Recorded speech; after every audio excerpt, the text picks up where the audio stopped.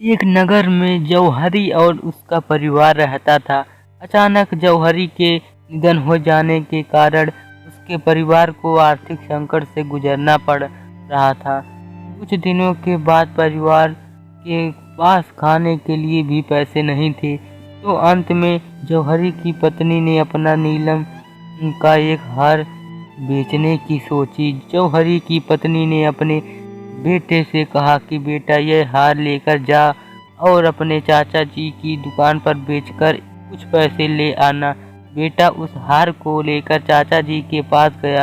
उसके चाचा जी ने नीलम के हार को ध्यान से देखा, उसे कुछ रुपए देते हुए बोले, अभी तुम कुछ पैसे रखो, और फिर समझाया कि अभी बाजार में मंदी है, अभी इस हार को मत बेचो, तुम कल से रोज दुकान पर आकर काम सीख सकते हो। अगले दिन से वह लड़का रोज दुकान पर जाने लगा और वहाँ हीरे रत्नों की परख का काम सीखने लगा। कुछ सालों में ही वह बड़ा पारखी जौहरी बन गया और लोग दूर दूर से अपने हीरे की परख कराने से उसके पास आने लगे।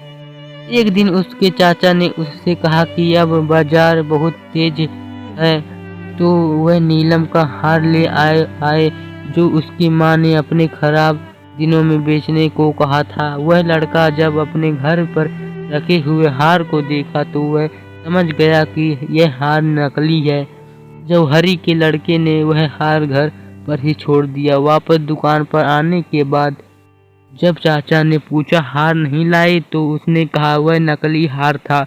तब चाचा ने कहा, जब तुम पहली बार हार लेकर आए थे तब मैं उसे नकली बता देता तो तुम सोचते कि कोई तुम्हारे बुरे वक्त में काम नहीं आ रहा है, और तो चाचा हमारी चीज को भी नकली बताने लगे। लेकिन अब ऐसा नहीं है, अब तुम्हें रत्नों की परख हो गई है। आज जब तुम्हें खुद ज्ञान हो गया तो पता चल गया कि वह हार सचमुच नकली है। जौहरी के लड़के को आज बहुत बड़ी सीख मिल गई थी। दोस्तों, अक्सर हमारी ज़िंदगी में भी कई ऐसे मौके आते हैं जब हम अपने कम ज्ञान और गलत विचारों से घिरे होने के कारण भी सही बात को भी गलत मान लेते हैं।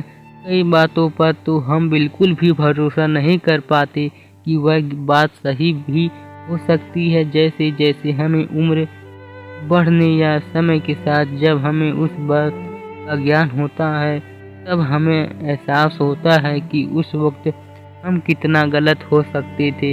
इसलिए आप भी अंधकार में रहकर किसी भी चीज़ की परख नहीं करें। हमेशा सच्चाई को जानने की कोशिश करनी चाहिए, जिससे हम कभी भी धोखा नहीं खाएं और दूसरों के प्रति घृणा के शिकार ना हो। अगर आपको यह प्रेरणादायक कहानी अच्छी लगी तो आप इस शिक्षाप्रद कहानी को अपने परिवारजनों के साथ सोशल मीडिया पर ज़रूर शेयर करें और सब्सक्राइब कर लें।